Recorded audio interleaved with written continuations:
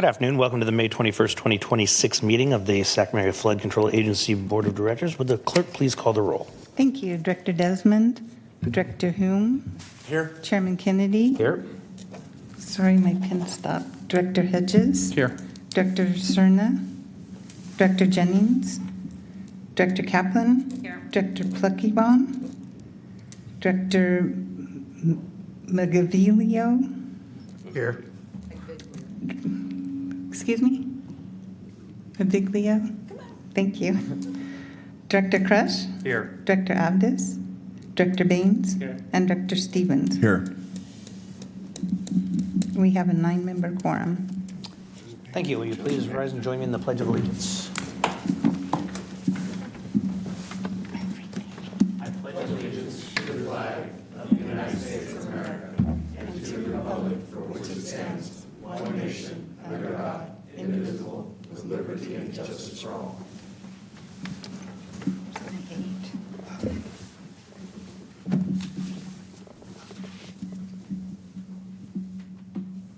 Good afternoon, ladies and gentlemen. This meeting of Safca is being broadcast live and will be recorded and re-aired on Saturday, May 23rd at 2 p.m. and will also be available on Safca's website within 48 hours after the meeting. Members of the audience who would like to address the board should fill out a speaker form located here and bring it up to me. When addressing the board, please identify yourself for the record and limit your comments to 3 minutes. Thank you.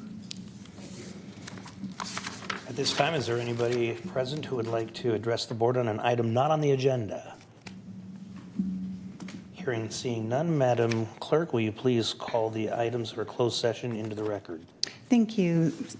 The first item is Sacramento County APN 226-0010-002, property located at 5625 East Levee Road. Property owner Nick S. Avdis on behalf of the Avdis Family Trust.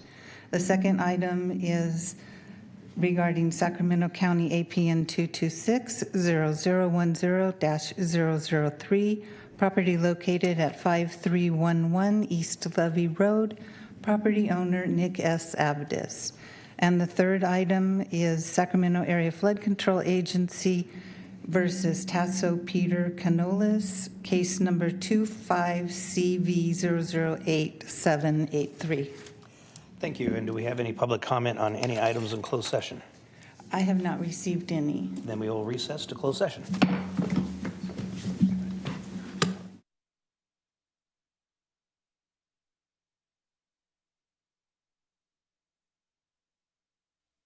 Not all enough? Call this meeting of the Sacramento Area Flood Control Agency Board of Directors back to order.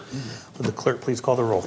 Thank you. Director Desmond, Director Hume. Here. Chairman Kennedy. Here. Director Hedges. Here. Director Cerna. Here. Director Jennings. Here. Director Kaplan. Here. Director Maviglio. Here. Director Crush. Here. Director Avdis. Director Baines. Here. Director Stevens. Here. We do have a 10-member quorum. Thank you. Council, is there anything to report out of closed session? Nothing to report at this time. Next item, please. And our next item are consent matters, items 1 through 6. Is there any member of the public that would, or is there any member of the board that has any questions on an item on consent or like to pull anything? I need to recuse myself. I'm a prior owner of Wood Rogers, who's item number 6. So you're just recusing yourself from item number 6. Yes. Let the So record noted. Let the record reflect that. Any others? Move consent. One Director Crush, it's our practice to usually step out of the room on recusal. Thank you. Thank you, Council.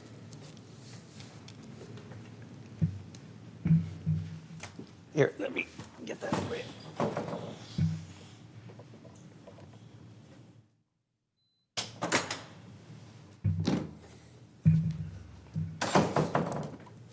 I have a motion from Director Hume. Is there a second? There is. Okay. A motion and a second for the consent calendar. All those in favor? Aye. Opposed? Abstain? Thank you. And our next item is the Executive Director's report.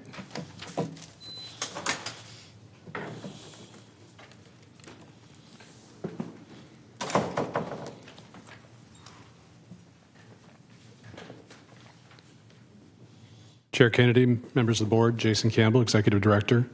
Just a very quick ED report today. The items you've seen many times, but just want to update a couple of different things. Of course, we had a wonderful trip to DC. It was a multi-purpose trip, but ultimately we did meet with a number of members of Congress as well as OMB with some good news.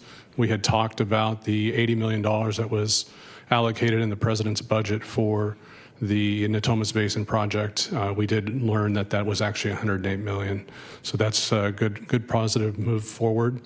In addition, we now recognize that the Energy and Water Development Subcommittee has also gone through their first pass of budget, and it remains in the budget currently. So as things work forward with Congress, we're hoping that that will stay in the mix and we can continue to move forward towards completion of the Natomas Basin Project. Also, we had our planning director participate in the Cap to Cap as well as the National Waterways Conference. Lots of good information coming out. Lots of changes still going on as we've discussed in the past with the administration's guidance and coming out of ASA's office, but we are moving forward quickly to make sure that we're adapting and keeping the projects rolling. We had additional meetings with ASA and Civil Works. We met with Army headquarters for USACE, as well as the Bureau of Reclamation to discuss a number of things, particularly the Folsom Dam raise. This is just a little excerpt of what was put in the president's budget, and now we've recognized that it is actually in the Appropriations Committee's book as well. So, as we go into the next couple of items after this report, just a quick reminder that we have a cost share. It's about 10.5% for our federal programs. We're going to talk a lot about budget and funding today, so just wanted to keep that on everybody's mind a little bit.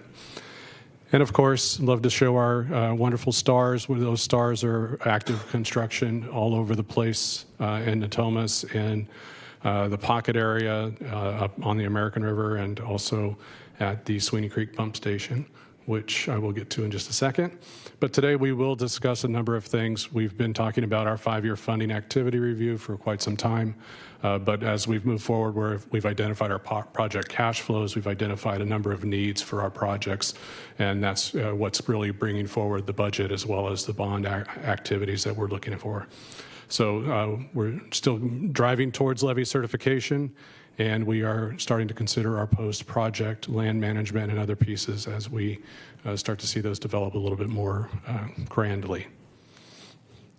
So again, my favorite picture every month is the Sweeney Creek pump stations coming to it. We're getting good progress, and hopefully things will get operational in the next few months. Any questions on that part? Questions? Seeing none. Nope. Thank you. That's your report? Okay. That's it. Thank you. Is there any member of the public that has a comment on the Executive Director's report? Okay, seeing none. Next item, please. Item 9 are resolutions related to the Sacramento Area Flood Control Agency, Natomas Basin Local Assessment District, and the Consolidated Capital Assessment Item 8. District. Excuse me. I'm ahead too.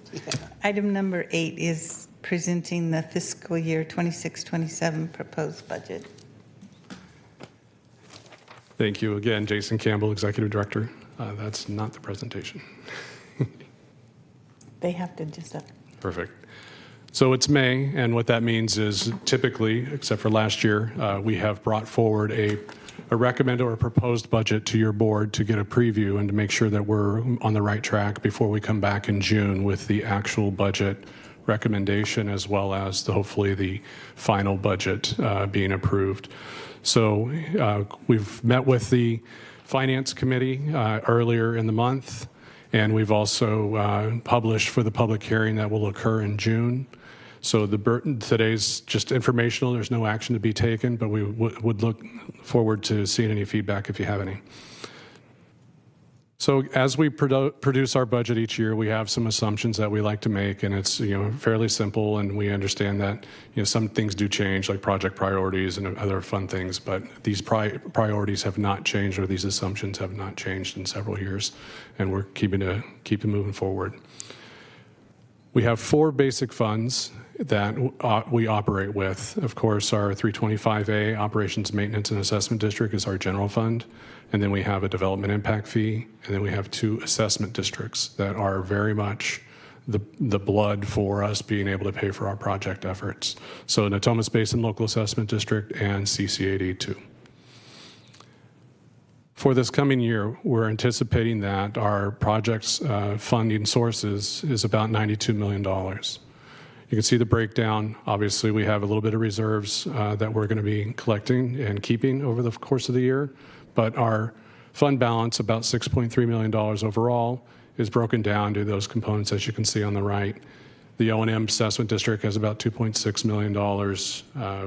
We have the development impact fee with a little bit of funding coming in that's net. And then, of course, NBLAD and CC82. Excuse me, Jason. Yes. Director Cerna. Thank you, Chair. Jason, can you remind me, all of us actually, what, if any, reserve policy we have in terms of a threshold number?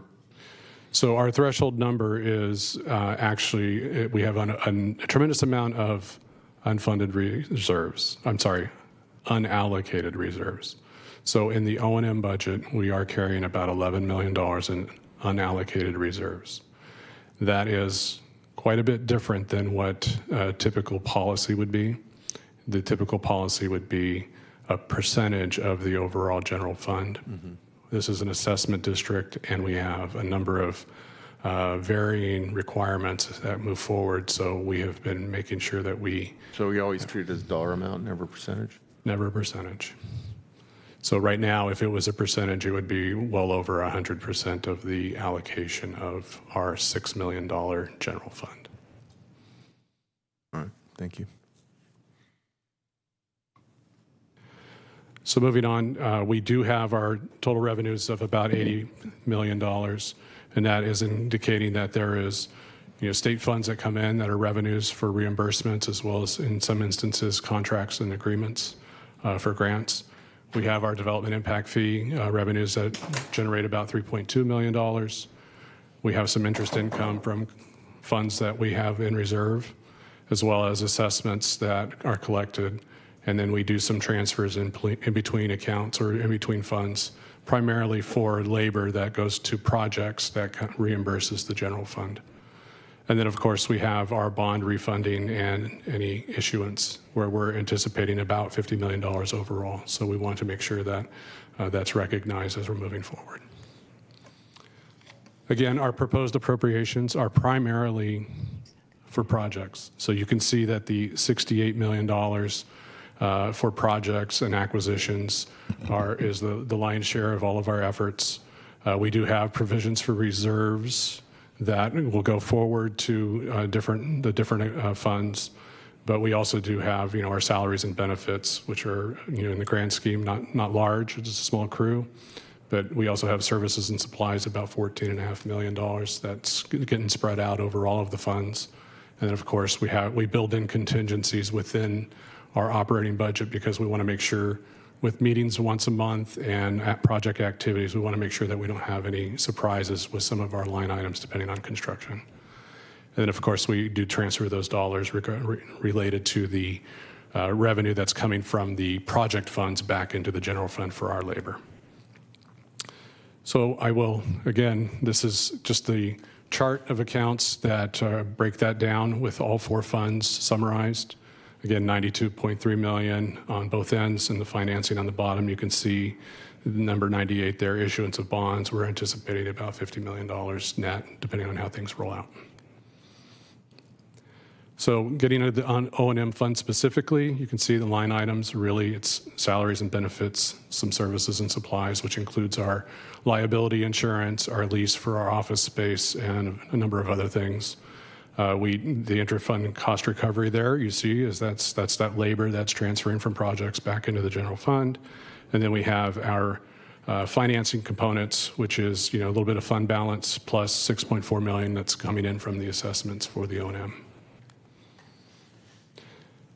As we're required, we produce this chart to show the number of positions, the position allocations, the descriptions, as well as the salaries, and any adds and deletes. So you can see we've made some small changes. Director of Planning, retired annuitant, was basically reduced this year, and then a Director of Engineering, retired annuitant, was added back in. We have 2 vacancies overall currently. So this breaks down the project expenses. So you can see that 80% of the work is made up of 2 primary projects, American River Common Features 2016 and American River Common Features Natomas. Other projects are receiving portions of the allocations for the project funding that you've seen in the other slides, and we'll break that down by project in just a minute for each fund. But you can see $66 million of this is project related. So the breakdown for the development impact fee line items, you can see they're basically it's, for infrastructure, we got about $10.3 million. So those are project related. Some of that is work that we're doing over in the Elkhorn Basin with our state partners, with reimbursements coming back to us. We also have the number of, again, we have contingencies built in here simply because it's construction related. We want to make sure that we have those appropriations already in place. And then we talk about reserve release. We're pulling some monies from reserves. And then we do have state grants and the development impact fee itself. So we're anticipating about $3.2 million in development impact fee collections. Natomas Basin Local Assessment District, pretty simple. We'll get into the details of this in the next item, or in the next report. So the idea here is that the NBLAD project is basically running debt service at this point. We do have some excess after the collections of the assessments, and we roll that in and we use that for project expenses as well as paying RD 1000 for portions of the O&M through our agreements and other pieces. And then we have CC82, which again, lion's share of all the work, all of the costs are associated in the entirety of the 160,000 parcels that are paying for CC82 assessments. So again, public protection is the number one thing in that infrastructure. So you can see the line items, number of charges that are associated with projects, and then of course the infrastructure number is 47 million, pushing on 48, and that fluctuates a bit depending on how fast our core partners and others are able to make things happen. So they will request costs from us as the year goes by based on what their performance looks like. So financing overall, we have again some operating transfers in from other funds. We do have 16 million and 16.5 million anticipated as reimbursements coming from the state and others. And then we do also anticipate those bond proceeds, assuming that everything works forward. So this is the slide that does break the projects down, so you can see the line items for each project by fund. So again, we do have a little bit of work that we're continuing coming out of the O&M fund, the District 1. So then we work down to the development impact fee. You can see the lines of items there. There's a number of different activities that are continuing, and some are at their last steps here before we close those out. And then as we move down to CC82, you can see once again those breakdowns by each line. That $4 million in Folsom is primarily associated currently with the hydraulic cylinder replacement as well as security for the Folsom Dam raise.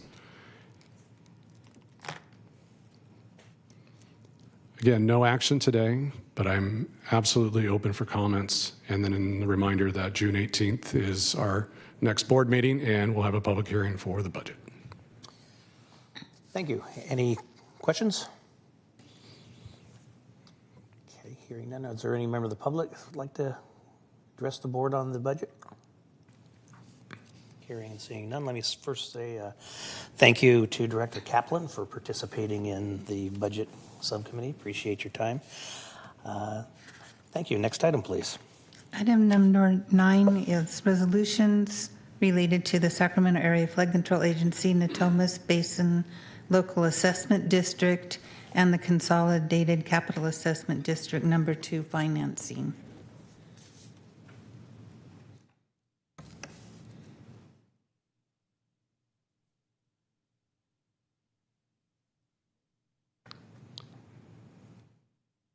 Chair Kennedy, thank you.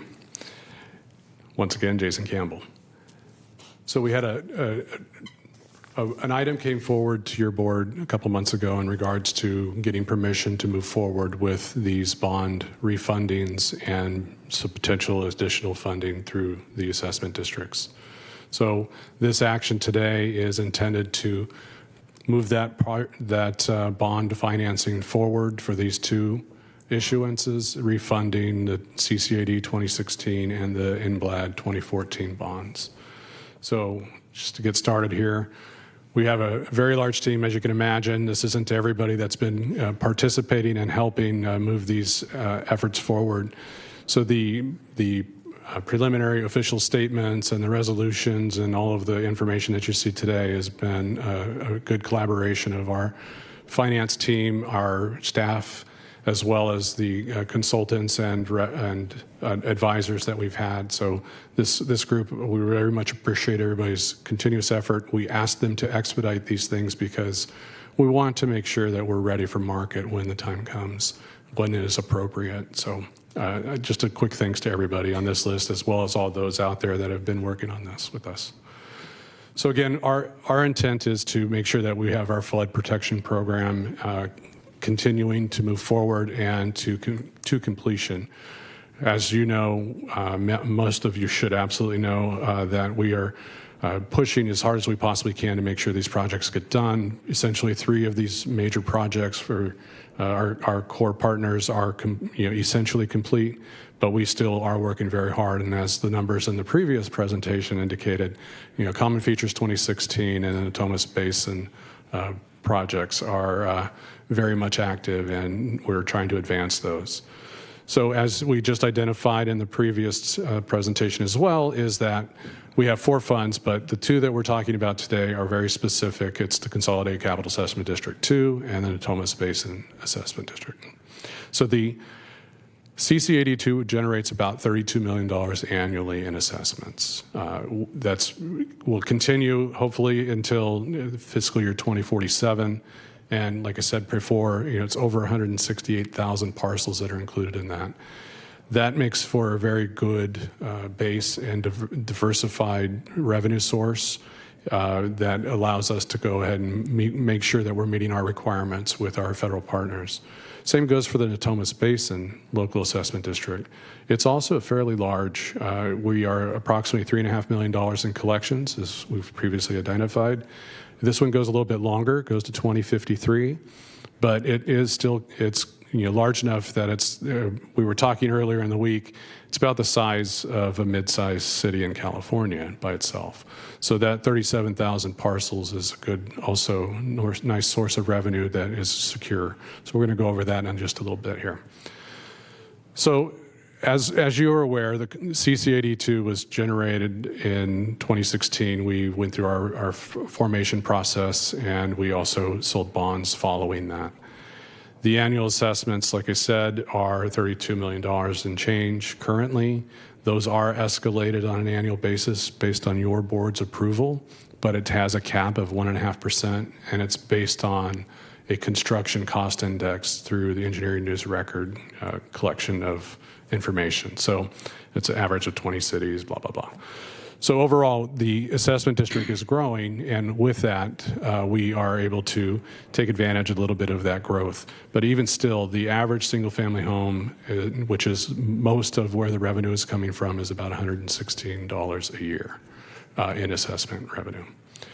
So as we move forward and we take a look at what that mix looks like for these assessments, you can see the residential component of all of this assessment revenue is the lion's share. It's roughly 64% of the overall revenue stream. So we want to make sure that we're keeping an eye on how those things work and what we want to do to protect the community and each and every one of those benefit zones in CC82. And we want to make sure that we can keep those projects moving. When we talk about the Natomas Basin, again, 38,000 parcels roughly, nice big round number, but also we are in that very, very sensitive, wanting to make sure that we have the good coverage, and we also have $59 on average is what folks are expected to pay on their tax bill in the residential areas primarily. So again, as we're seeing some growth in this assessment district, we are also wanting to make sure that we are meeting our requirements for our projects, and both of these sources are good, good credits in terms of what we've been talking about with our partners all week. But again, both of these are very well situated to be able to be refunded for some savings and then have some new money come in to help us pay for our projects. So when we look at the land use components of where the revenue is coming from, again, you can see well over 60% just in residential, whether it's a single family or multifamily. So we want to make sure that we're recognizing that this is, a diverse and solid income. As we move forward, we also want to make sure that we have security in place. It helps with the credit rating, it helps with our rates, and it helps with the revenue that we're going to generate. So bond security and the reserve fund, all of those things have been identified, and we're making sure that we meet the policy reserves, as well as we want to make sure that we have understanding of how we're going to be able to move forward should there be any issues with collections. So you can see we have a covenant to foreclose, all of those things that we see with a bond issuance. So those pieces are very well done, and we also very much appreciate the county's teeter plan, as well as the collection process is very smooth. So that helps us with our partners as we go to market. So we also need to make sure that we have the bond test that you're going to see in just a second. We are kind of bound to making sure that we have 110% of our coverage from non-government entities. So as we move forward here, you can see the CC82 preliminary bond numbers. You can see over on the right.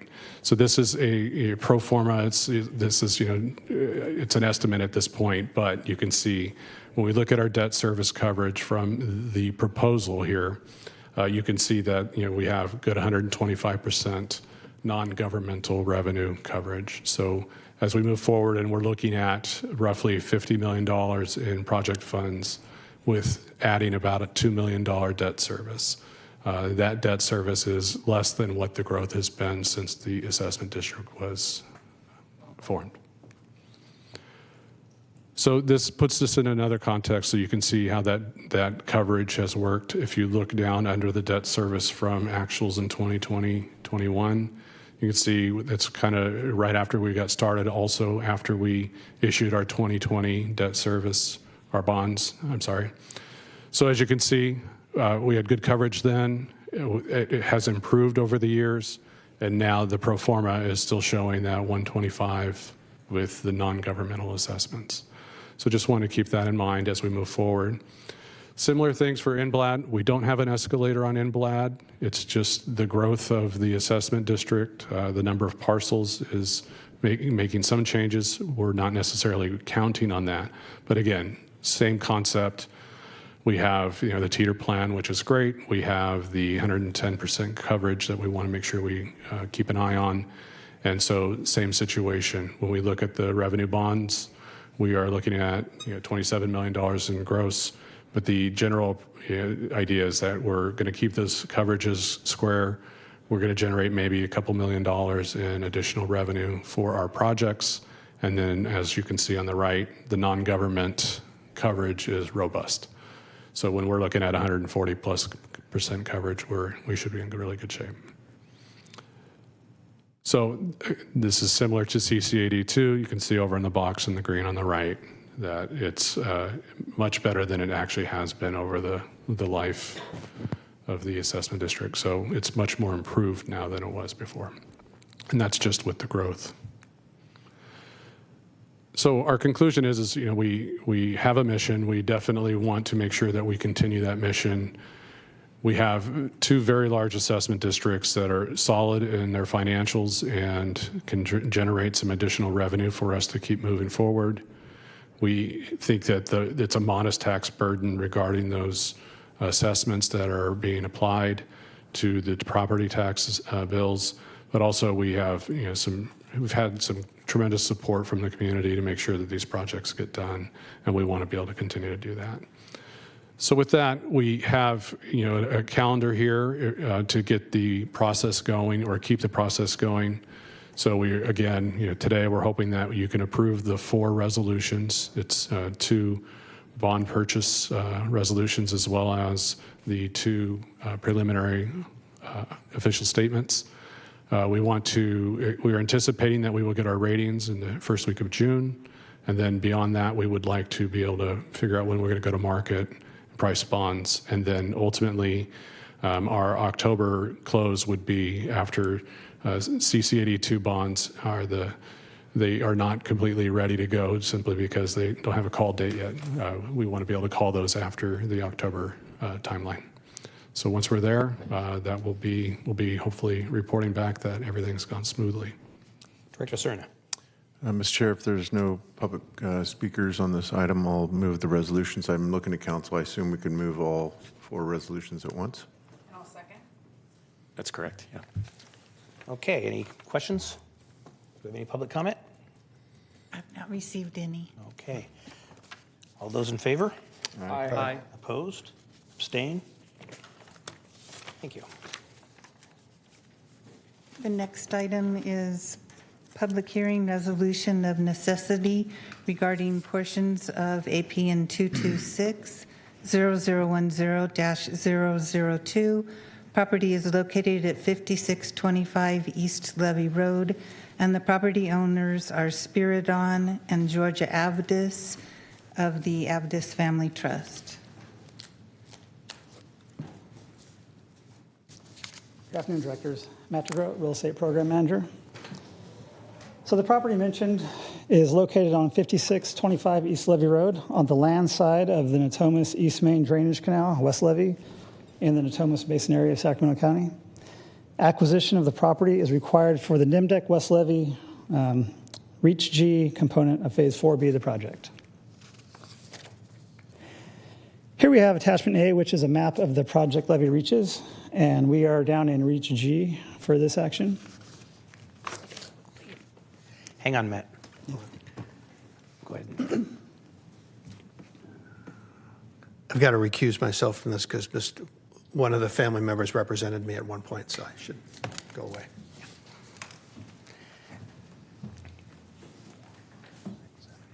We're still good.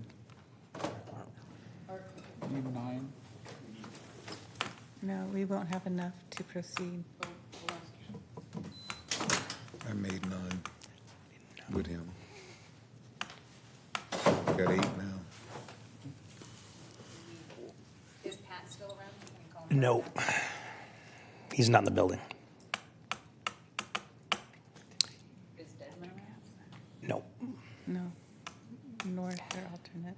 So let's just, hang on. What's the timeliness of, we can't proceed, so, but what's the impact of that on? Okay.